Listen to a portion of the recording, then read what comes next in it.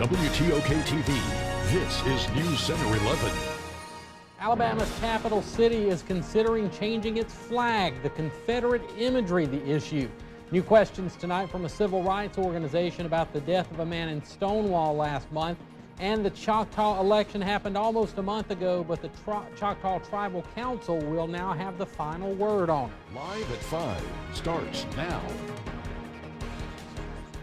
Good evening, everyone. I'm Wade Phillips. We begin this evening with the latest on the disputed Chiefs race with the Mississippi Band of Choctaw Indians. Incumbent Chief Phyllis J. Anderson beat former Chief Beasley Denson by about 160 votes, but Denson is challenging those results. Today, the Tribal Council is hearing Denson's complaints, along with several other people. Lindsay Jennings has tonight's top story. She is live this evening at the Golden Moon Casino, where the Tribal Council has been meeting on that issue today. Lindsay, what can you tell us?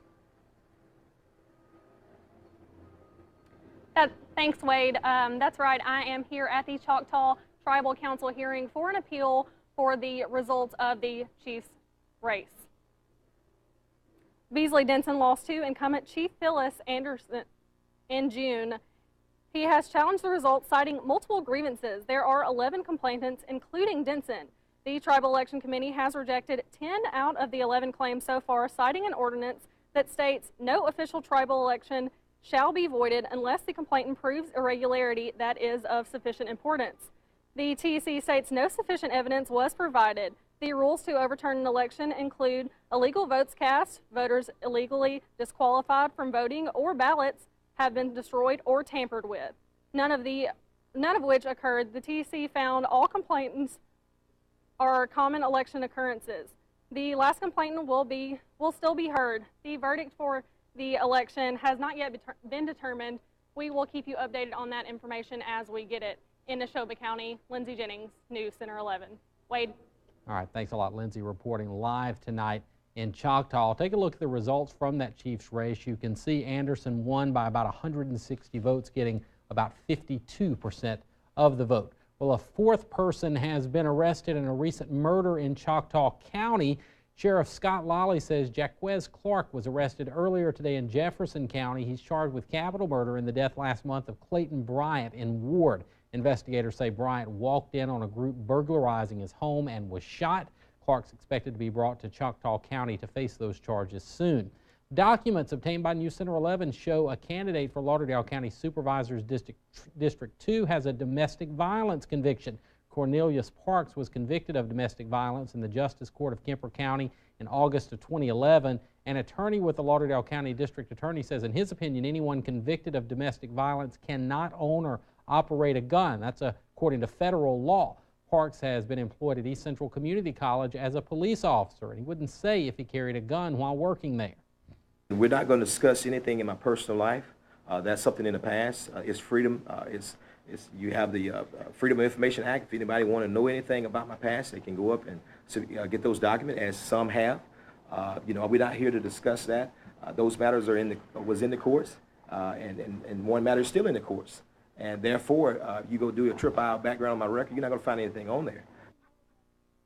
East Central told News Center 11 today that officers hired, in fact, do carry a gun while on duty. Parks resigned Monday as an officer at East Central and stated in a resignation letter that it was due to personal reasons involving transportation and adequate child care. Well, the family of a man who died in the Neshoba County Jail earlier this month is having an independent autopsy performed. Rexdale Henry died in the jail on July 14th. His body was taken to Florida for examination by a board-certified pathologist today before his funeral this weekend. The state has not yet released the results of the autopsy done on Henry following his death. Henry's the second person this year to die in the Neshoba County Jail. The NAACP is continuing to push for more information in the investigation into a Stonewall man's death. Jonathan Sanders died in an encounter with a police officer earlier this month. The NAACP requested an independent investigation just a couple of days ago. Now officials are asking that the officer involved be tested for drugs, specifically steroids. We know for a fact that there had been a problem with steroid use within police department.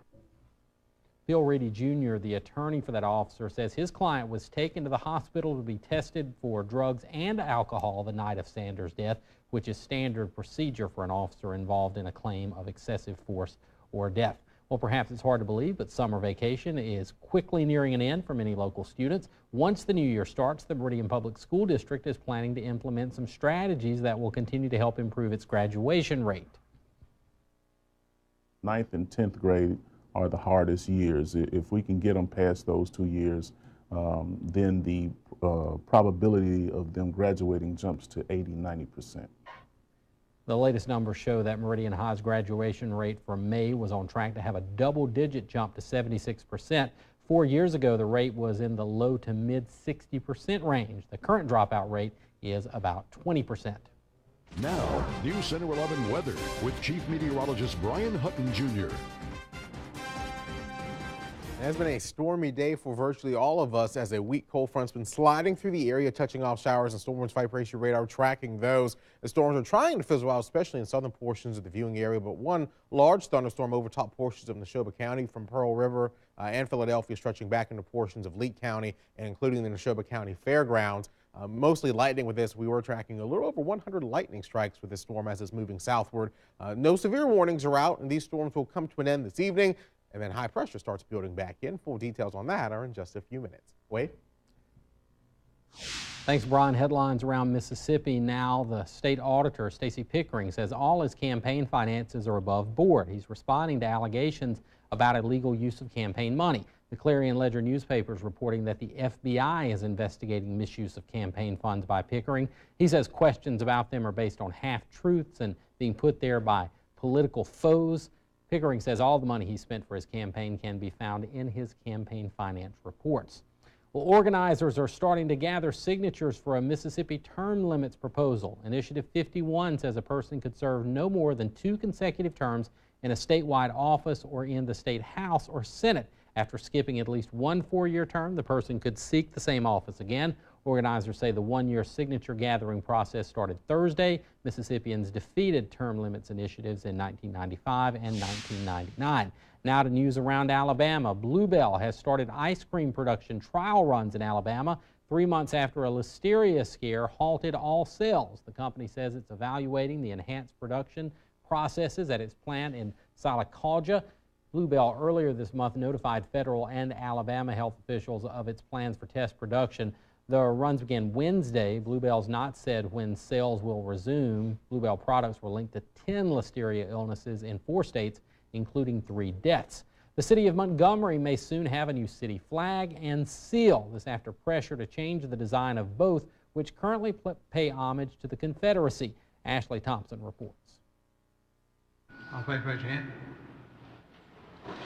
Unanimous. Resolution is adopted. Montgomery City Councilmen unanimously voted to establish an ad hoc committee to oversee a study of the design of the city's flag and seal. Councilman David Burkett sponsored the resolution, saying his constituents want to see both redesigned. So they've been following the story, out of South Carolina. They're saying that everything needs to be removed and that the flag is racial.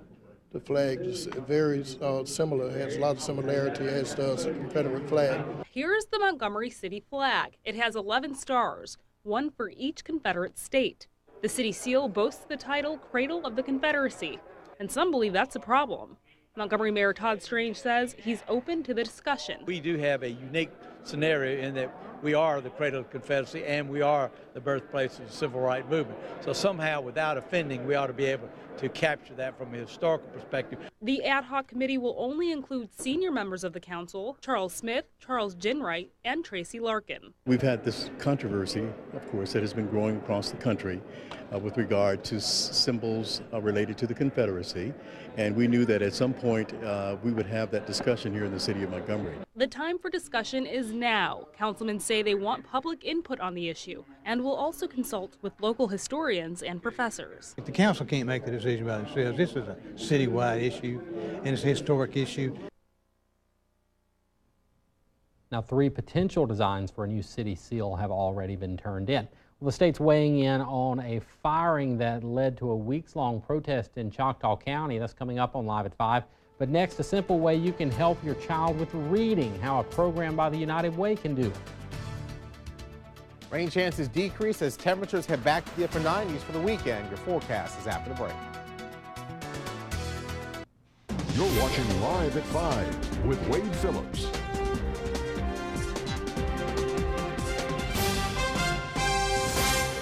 Most libraries require you to go there to get the books, but there's a different kind of library that sends them to you. How you can be a part of it. Imagine going to your mailbox each month and receiving a free book for your child. And that is what can happen when you sign up for Dolly Parton's Imagination Library. Nick Gunner has a look at this program that's helping children right here in East Mississippi. Every parent knows that reading with their children is fundamental. And if you have a child under the age of 5, there is a program you could be taking part in that'll send books right to your mailbox. When you're young, you love to get mail. And the children get it in the mail every month with their names on it, and it says Dolly Parton Foundation on the side, so they know it's their time to get it. They know it's theirs and that it belongs to them. The United Way of East Mississippi is one of the agencies partnering with Dolly Parton's Imagination Library. There is no pre-requirements to be able to sign up for this program, and all the books children receive are free. One of the things that is so remarkable about the Imagination Library is it's so simple. They can just go and they can sign up online, or they can call us, and in about 10 weeks they'll receive their first book. Over the course of the 5 years, children can expect 60 books, with the first book being The Little Engine That Could, and the last one they receive is Look Out Kindergarten, Here I Come. Start right at birth. We like to get them very young, but as soon as the parents find out about it, we like for them to sign them up anywhere from ages 0 to 4.5 years old. With around 1,500 participants being a part of the program in Lauderdale County alone and just over 800,000 nationwide, this program helps foster parent bonding and a lifestyle of reading at a very early age. This program allows the parents to have that time each month with their kids, and it exposes them to reading where it becomes incorporated into their lifestyle at a very early age, where they grow an appreciation for it. In Meridian, Nick Gunter, News Center 11. Now, we've included links to the Imagination Library in this story at WTOK.com. You can check and see if your child is eligible to receive those books. All right, let's turn now to Brian for a look at our forecast. We've got some storms out there this afternoon, right? We do. Plenty of scattered storms have been raining throughout the day, and they're going to last a little bit longer to the evening as well. Southern Pine Electric Power Radar kind of dotted with those showers and storms out there. Kind of 3 main clusters, one which is in Neshoba County, one in Wayne County, and one in West Alabama through portions of Sumter, Choctaw, and Marengo counties. So plenty of rain, and all of this is actually sliding from northwest to southeast again as the front continues to actually moving in from the east and west, kind of opposite direction of what we normally see. Fire pressure radar again shows the motion of these storms as they keep moving south and eastward. So if you are actually southeast of these storms, you can expect them heading in your direction. The largest thunderstorm currently on the map is one in Neshoba County, including Philadelphia down to Dixon, Pearl River, and Neshoba County Fairgrounds. Highway 16, 21, and 15 involved with this. You can see this kind of green line off to the south. That's some of the cold, rain-cooled air coming out from underneath this thunderstorm. It's trying to touch off another little thunderstorm south of Carthage, a little bit north of Walnut Grove. So this may produce a couple more thunderstorms, but none of these are severe, but there's frequent lightning and some heavy downpours and gusty winds as well. Raining in Livingston stretches down towards Nahiola and over again into central portions of Marengo County. And one other thunderstorm is sending in portions of Wayne County, just now on top of Waynesboro, and that stretches along Highway 84 back towards Silas as well. So plenty of thunderstorms out there, and again, they're going to continue with us as we head through the evening hours. It's raining in Philadelphia on our Alpha Insurance Skycam for the Neshoba County Courthouse, and rain has really kept temperatures down today. Keyfield only made it to 90, but we keep our streak alive now of about 17 days where we made it to 90 or greater. Started off at 63, and notice that's actually as of 5 o'clock, almost 3/4 of an inch of rain has fallen in the Queen City. Temperatures currently 80, dew points at 72 with showers and storms in the area. Naval Air Station Meridian checking in at 85. In fact, most of us are sitting in the 80s, and that's where we're going to hold as we continue through the evening hours. Here's our front kind of bisecting the viewing area, and it's slowly trying to meander off to the west. High pressure is back to our west, trying to build back in. So this will actually kind of be our focus for tonight and also into tomorrow as well, as it kind of hangs out over top of us. But again, storms come to an end overnight. Tomorrow, shot to see some isolated storms, especially to the south of the front. So kind of southwestern parts of the viewing area, the best shot to see rain tomorrow. That thing gets out of here as we head into Sunday, and Sunday does look to be fairly dry as high pressure returns. Same thing on Monday.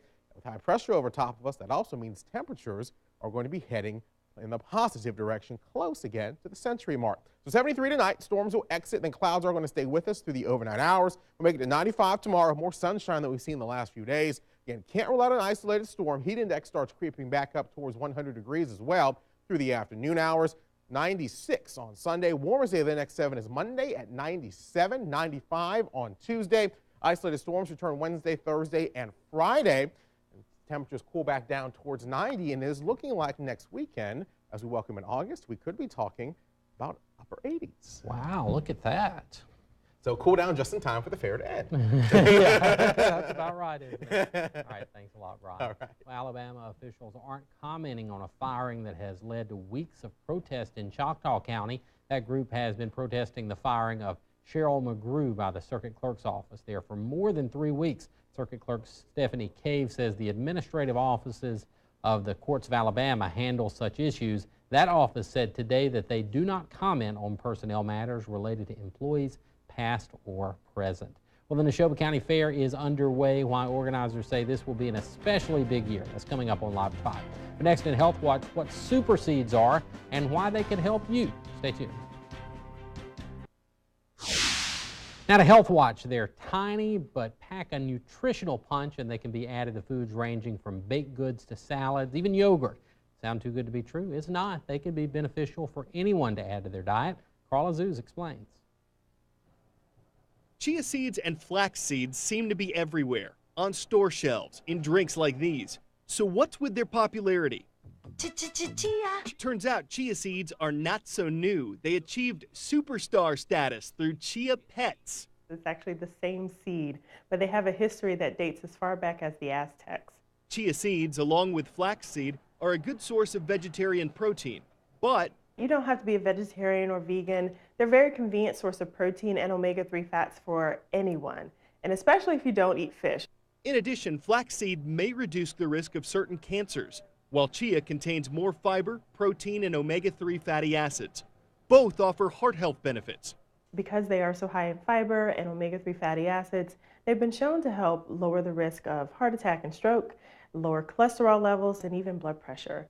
You can mix and match them. Try them in oatmeal, yogurt, or baked goods. But remember, in order to get the benefits, go for ground flax. Chia is great either way. A good rule of thumb for either flax or chia seeds is maybe to have 1 tablespoon in the morning and then another tablespoon later in the day. So you get about 2 tablespoons for the day. Small seeds, big rewards. For today's Health Minute, I'm Carl Azus.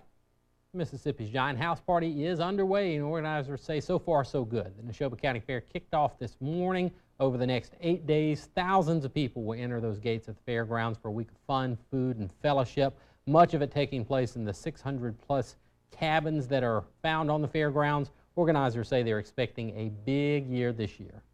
If you look back through history, it is the big year for the Neshoba County Fair because of the politics. Everybody that's running for state office that's in the major parties is going to speak at the Neshoba County Fair either Wednesday or Thursday.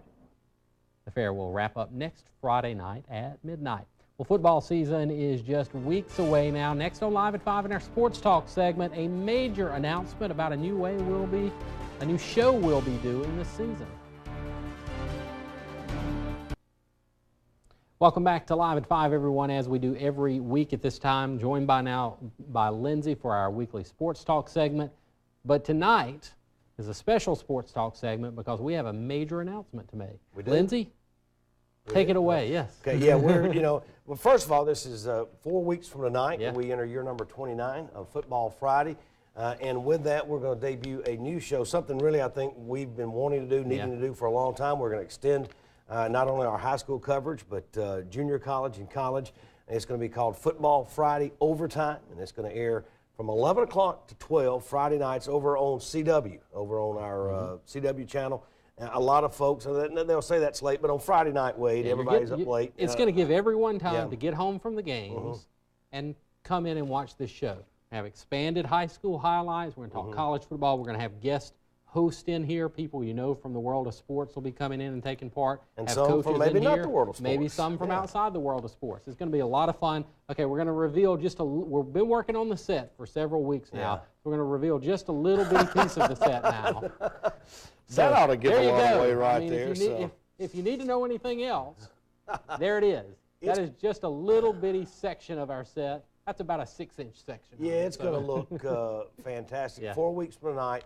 And again, this hour coverage, Wade, instead of and we'll still do Football Friday now. That's been a staple. Right. You're number 29, but we'll be, as you said, expanded highlights instead of the 3 plays. Hopefully you'll be able to see 10, 12 plays instead of highlights from 6 or 7 or 8 games.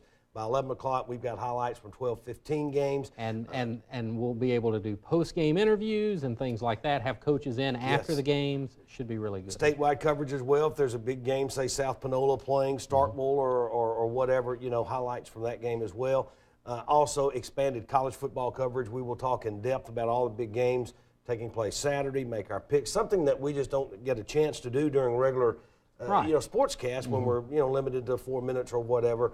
And we're limited to 20-second sound bites from coaches. All that will be expanded 11 to 12 o'clock on the CW on Friday nights. If you can't catch it on Friday nights, it will be replayed over on MyTOK2 Saturday mornings at 10 o'clock. So awfully excited about that. But Football Friday not going anywhere. We still do a full-blown Football Friday during News Center 11 at 10 o'clock. And we're devoting the entire staff to this on Friday night. So we're going to really it's going to be a good show. And so stay tuned. We'll be talking more about that. In the meantime, if you're a coach, expect to hear from us. That's right. We're going to have special features with fans and things like that. So just be looking for us. We'll be doing some neat things with bands and cheerleaders also. Yeah, I want to say also. that, not just football, but we're gonna take a look at area bands, cheerleaders, dance crews, things like that, and you'll be seeing a lot here very, very soon. It's going to be a lot of fun. And again, high school football season gets started in 4 weeks, and we're looking at a big week 1. Meridian High School getting ready to play Madison Central. First time those two teams met in the regular season in a long time. It makes sense, only 90 miles apart.